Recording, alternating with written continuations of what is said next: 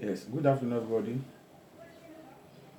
I pray that the joy of the Lord will be for each and every one of us. Ní ọ̀sán yìí, anywhere tá bá fẹ́ wà, tá bá wà, ẹ ká múra, ká fi gbogbo ọkàn àti gbogbo ẹ̀mí gbàdúrà yìí. Because ohun tí ayé wa fẹ́, òun ni àtúnṣe. Ohun tí ayé ọmọ fẹ́, òun ni àtúnṣe. Ohun tí ayé ọkọ fẹ́, òun ni àtúnṣe. Ohun tí ayé ọmọ fẹ́, òun ni àtúnṣe. And the only person that can repair our life is our Lord Jesus Christ. Torí bẹ́ẹ̀ jẹ́ ká bùn àdúrà sókè. Sọ wípé Olúwa, dìde nínú agbára rẹ̀. Tún ayé mi ṣe, repair my life. Lord, arise in your mightiness and repair my life. When we say repair my life, ó lè jẹ́ the marital life, ó lè jẹ́ the mental one, ó lè jẹ́ medical one, anyhow, spiritual one. Olúwa, mo rò pé tí ń gbàdúrà, dìde nínú agbára rẹ̀, tún ayé mi ṣe. Má gbàdúrà lọ báyìí. Má gbàdúrà lọ báyìí. Jẹ́ ká jọ máa gbà báyìí. Olúwa, dìde nínú agbára rẹ̀. Repair my life. Repair my life. Èṣù ti dá ọ̀pọ̀lọpọ̀ nǹkan rú nínú ayé mi. When I didn't know and when I didn't know what to do. But lénìí, mo sátọ̀ wá. Ọlọ́run alààyè. Mo sátọ̀ wá. Ọba tó ní spare part gbogbo ayé mi. Mo sátọ̀ ẹ̀ wá. Ìwọ tó manufacture mi. Repair my life. Repair my life. Ayé tí mo wà yìí ò tẹ́ mi lọ́rùn ló mú mi wá. Ipò tí mo wà yìí ò tẹ́ mi lọ́rùn ló mú mi bẹ̀bẹ̀. Ó tó àkókò kó gbé mi dìde kíákíá. Ó tó àkókò kó gbé mi dìde o kíákíá. Àgbàdúrà yẹn lọ. Olúwa, ohun tó ń ṣẹlẹ̀ sí mi ò tẹ́ mi lọ́rùn ni mo ṣe ń bẹ̀bẹ̀ fún àtúnṣe. Ohun tó ń ṣẹlẹ̀ lórí ọmọ yìí kò wù mí, mo ṣe ń tọrọ fún àtúnṣe. Àkókò tó, Olúwa gbé mi dìde. Alágbára gbé mi dìde. Ọba àwọn ọba gbé mi dìde. Ó ṣàní bó ṣe jí Lásárù lọ́jọ́ kẹrin. Nígbà tó dẹ̀ jáde nínú bẹ́rì tán, tó jáde kúrò nínú burial ground, wọ́n rí àpá ibi tó ti ń rà lára ẹ̀. Wọ́n dẹ̀ sọ pé ó ti ń rà látọjọ́ kẹrin. Nígbà tó rí ẹ̀, tó dá sọ̀rọ̀ ẹ̀, ibi tó ti ń rà ó padà sọ dí padà. Jóòbù dẹ̀ sọ wípé àbá ṣì wà fún igi tá a bẹ́ lórí tó ti gbẹ tí gbòǹgbò. Ó ní tí gbòǹgbò ẹ̀ bá kan omi á sọ jí padà. Á di igi ńlá, á yọ ẹ̀ka, á tún wá so èso. Etí wo ló ń gbọ́ pé igi tó gbẹ ń so èso? Ṣùgbọ́n ó ṣe é ṣe nípa oore ọ̀fẹ́ agbára rẹ̀ Ọlọ́run. Bàbá, gbogbo ohun tó ti gbẹ nínú ayé mi jẹ́ kó máa sọ jí padà.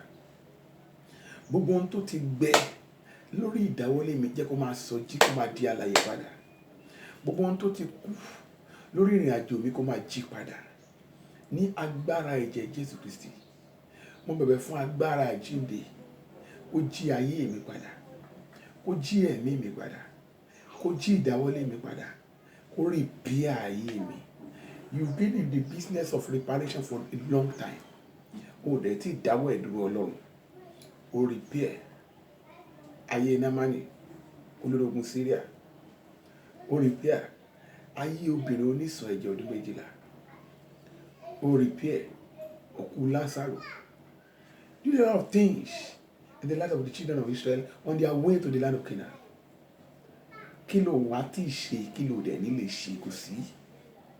Olúwa, ayé tèmi ò kò wá níjà ayé tèmi nìkan ló ní wá repair nígbà tó ti repair gbẹgbẹgbẹgbẹ̀rún ayé àwọn ènìyàn.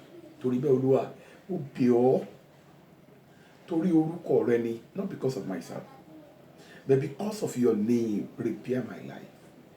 Olúwa mo bẹ̀ ọ́ torí orúkọ rẹ, torí orúkọ rẹ, torí orúkọ rẹ, repair my life. You know where I've gone wrong. You know what is causing all this crisis in my life. You know the foundation, the root of all this crisis I'm facing. Financially, mentally, everything. Lord, repair everything. Ìwọ nìkan náà ló ní agbára láti tú ohun gbogbo ṣe. Ìwọ nìkan ló ní agbára o láti tú ohun gbogbo. Ọkùnrin yẹn wo John àti Peter lẹ́nu beautiful gate. Ṣàánú fún mi. Peter sọ wípé wúrà àti fàdákà wa kò ní. Ó ní ṣùgbọ́n ní orúkọ Jésù Kristi dìde kí o sì máa rìn. Ìwé máa sọ pé ó dẹ̀ dìde, ó dẹ̀ sáré wọnú church, ó dẹ̀ sáré jáde, ó dẹ̀ ń dunnú, ó dẹ̀ ń rẹ́rìn. Bàbá, ọwọ́ agbára ńlá fi gbé mi dìde. Ọlọ́run àgbáyé, ọwọ́ orí ọ̀fẹ́ ńlá fi gbé mi dìde. Ọba àwọn ọba, ọwọ́ agbára ńlá fi gbé mi dìde o. Tún ayé mi ṣe. Mo ké pè ọ́ lọ́sàn-án yìí, olùgbèjà ọmọ òrukàn. Mo ké pè ọ́ lọ́sàn-án yìí, tún ayé mi ṣe. Má gbàdúrà bẹ́ẹ̀. Torí Ọlọ́run wà níbi tó wà yẹn, ó dẹ̀ máa dáhùn. Ohun tó ní ká béèrè fún lọ́sàn-án yìí nìyẹn. Ọ̀sán yìí ló ní ká béèrè fún, ó dẹ̀ máa ṣe fún wa. Continue praying the prayer. He will surely listen to your prayer. He is even listening right now. Má gbà pẹ̀lú ìgbàgbọ́. Àtúnṣe everything táwọn èèyàn fi ń fi ẹ́ ṣe lẹ́yà yẹn. Wound tán rí yẹn tó wá ń pa ẹ́ lẹ́kùn yẹn, ó máa heal ẹ̀. Gbogbo nǹkan tó bend yẹn, ó máa straighten ẹ̀ padà. Ayọ̀ dẹ̀ máa jẹ́ tìdílé ẹ̀. In fact, lára ẹ láti máa ka ògo Ọlọ́run. A máa ka ayọ̀ Ọlọ́run látara ẹ. Continue praying. Olúwa tún ayé mi ṣe. Ẹ̀mí mọ́ tún ayé mi ṣe. Lord, I'm calling you into my life. Come and repair my life. I can't do it myself. And nobody can do it for me. I can't go to any other God. Because they are even smaller. They are non-entity. But you are the creator of heaven and earth. You are in charge of my life. You are in charge of my journey. You are in charge of everything that belongs to me. You are in charge of my children. You are in charge of my family. You are in charge of my marital life. Repair everything, Lord. Mo fẹ́ kó gbogbo kó so èso ayọ̀. Níbi tí mo bá dé yìí, ní ìfẹ́ sọkún lórí ohunkóhun mọ́. Àmì ìdẹ̀fẹ́ gbé ìgbé ayé regret. I want a thorough, a total restoration and reparation. Olúwa jẹ́ kó ṣe é ṣe fún mi. Olúwa mo gbélé ẹ lọ́wọ́ o. Má jẹ́ kójú ìgbàgbọ́ tì mí. Má gbàdúrà yẹn lọ.